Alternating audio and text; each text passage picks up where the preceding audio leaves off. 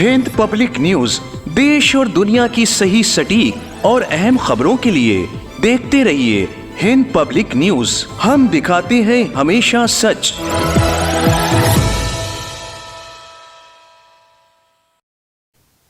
आदाब, नमस्कार। मैं सरवर हुसैन आपका हिंद पब्लिक न्यूज़ में इस्तकबाल करता हूं। नाज़रीन, जिस तरह से सीरिया के हालात हैं और जिस तरह से वहां पर हुकूमत और रजीम चेंज हुई है,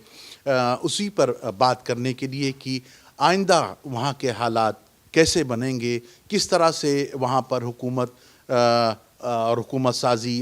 साजी के बाद किस तरह से शाम के हालात बदलेंगे। आया शाम ही के हालात बदलेंगे या शाम के बाद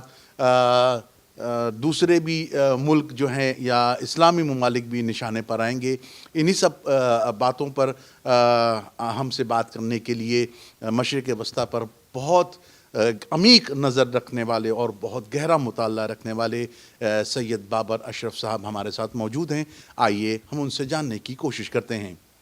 शाम के ताज़ा हालात के मुताबिक इसराइल के शाम पर हवाई हमले लगातार जारी हैं और पिछले चंद दिनों के दौरान इसराइल के जंगी तैयारों ने 500 से ज़्यादा हमले किए हैं। एक तरफ तो दुनिया शाम में नई हुकूमत के आने पर चर्चा कर रही है, लेकिन दूसरी तरफ इसराइल मुसलसल शाम पर हवाई हमले जारी रखे हुए है, जिसका मकसद शाम के कुछ अहम इलाकों को पूरी तरह से तबाह कर देना और फिर उसके बाद उस इलाके को अपने मकसद के लिए इस्तेमाल करना है। वहीं फ़िलिस्तीन में भी इसराइल के हवाई हमले जारी हैं और ताज़ा हमलों में 38 से ज़्यादा लोगों के मारे जाने की इत्तला है। वहीं ईरान ने शाम में हुकूमत की तब्दीली और फ़िलिस्तीन में इसराइली हमलों पर दुनिया के दूसरे मुल्कों की मुजरिमाना खामोशी पर सवाल करते हुए कहा है कि आखिर दूसरे मुल्क इसराइल और उसके साथी मुल्कों की करतूतों पर खामोशी क्यों इख्तियार किए हुए हैं।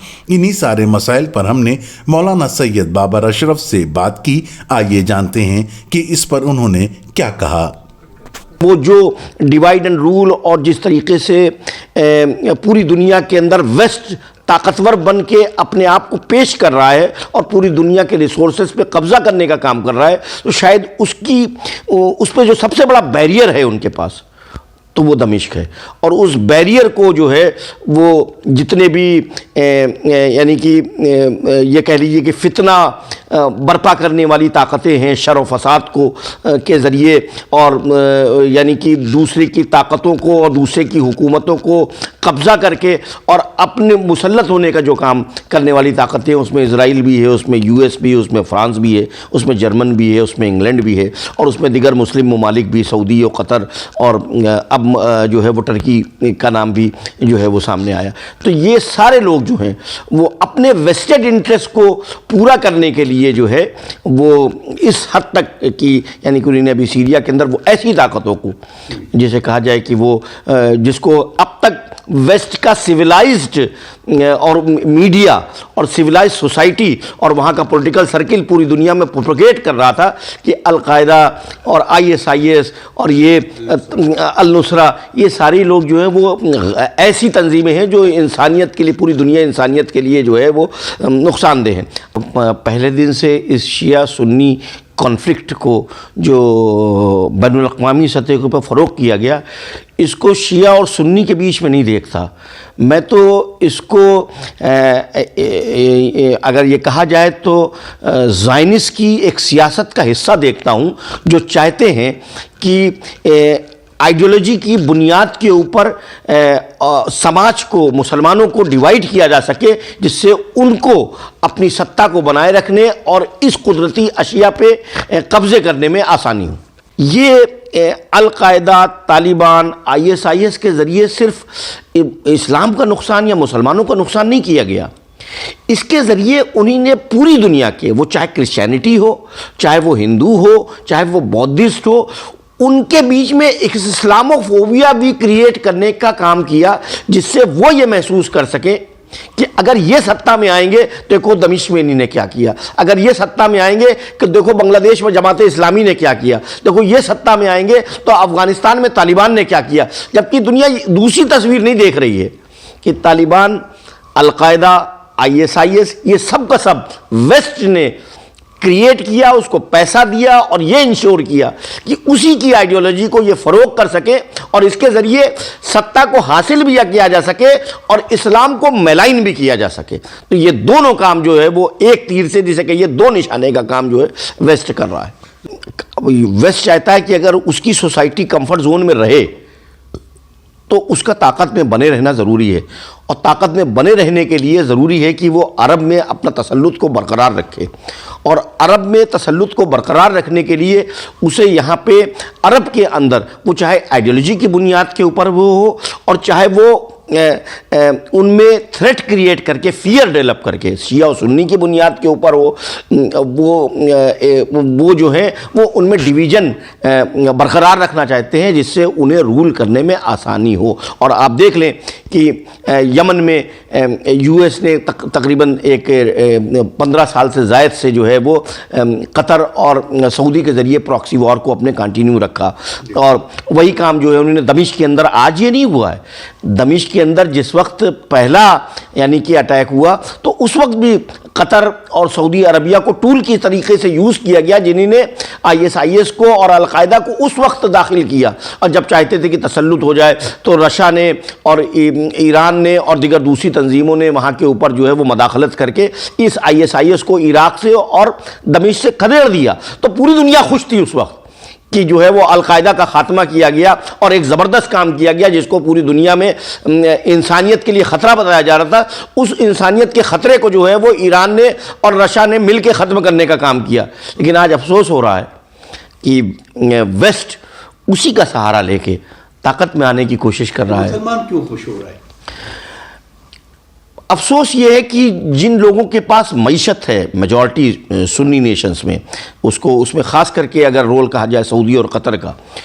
تو وہ بھی ٹول کی حیثیت سے جو ہے وہ یوز کیے جا رہے ہیں ویسٹ کے ذریعے، اور وہ ان کی فکر کو، ان کے ایجنڈے کو پوری دنیا میں نافذ کرنے کے لیے شانہ بشانہ ہے. یہ نہ صرف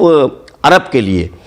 بلکہ مجھے لگتا یہ ہے کہ پوری دنیا انسانیت کے لیے مستقبل میں ایک بڑا خطرے کی نشانی ہے. ایک سوال یہاں پر یہ ہے کہ ان شام میں جو کچھ بھی ہو رہا ہے اس میں ترکیہ کا کیا رول ہے، اس کو کس نظر سے دیکھتے ہیں آپ؟ دیکھیں، میں تو جو ترکی کو ایک طویل عرصے سے پڑھنے کی کوشش کر رہا ہوں، جاننے کی کوشش کر رہا ہوں، تو مجھے لگتا ہے ٹرکی ایک اپارچونسٹ کنٹری ہے جس نے مواقع کی بنیاد کے اوپر اپنے فیصلے کیے، اور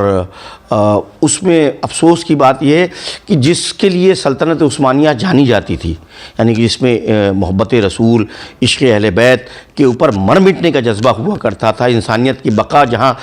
کہیں پہ بدامنی ہو، انسان کے اوپر ظلم و زیادتی ہو تو سلطنت عثمانیہ جو ہے وہ کھڑی ہوتی تھی. تو وہ تصویر اب کہیں اوجھل ہو گئی اور وہ ویسٹ کے کلچ میں آ گئی اور اس کے کنٹرول میں آ گئی، اور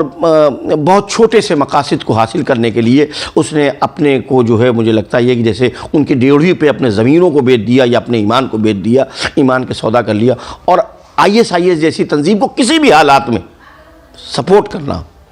یہ بات بتاتا ہے کہ وہ اپنے ایجنڈے سے اور اپنے عقائد سے جو ہیں وہ جسے کہیے کہ وہ انہوں نے ایک نیا راستہ طلب کیا ہے اپنی ترقی کا. آخری سوال میرے کیا یہ سارا جو کچھ ڈرامہ رچا گیا ہے سیریا کی رجیم چینج کرنے کا، دراصل نشانہ جو ہے وہ ایران ہے؟ بے شک ایران ہے ہی نہیں. مجھے یہ لگتا یہ ہے کہ اس سیریا میں پوری قوت کے ساتھ ایران کے پریزنٹیشن یا ایران کی موجودگی اور ایران میں القاعدہ اور ISIS اور دیگر ایسی طاقتوں کو ختم کرنے کی پوری کاوشیں کا مقصد بھی یہی تھا کہ اس جنگ کو انہیں یہ طے کرنا تھا کہ یہ دمشق میں لڑنی ہے کہ ایران میں لڑنی ہے. اگر دمشق میں کل چھوڑتے تو انہیں یہ ایران میں لڑنی ہے. تو مجھے لگتا یہ ہے کہ سیریا کے بعد اسرائیل کا اور US کا دوسرا ٹارگٹ ایران ہوگا، اور اس کے نشان انہوں نے کل اپنے بیانات میں بھی دیے ہیں کہ ہم سیریا کے بعد جو ہے وہ ایران میں نیوکلیئر پہ اور دیگر دوسرے یعنی کہ جو بھی زمینی سطح کے اوپر ہم کوشش کریں گے کہ ہم ایران کو کمزور کرنے کی کوشش کریں. ناظرین، آئندہ پھر ہم کسی اور موضوع کے ساتھ بابر اشرف صاحب کے ساتھ ضرور حاضر ہوں گے. تب تک کے لیے اجازت دیجیے. خدا حافظ.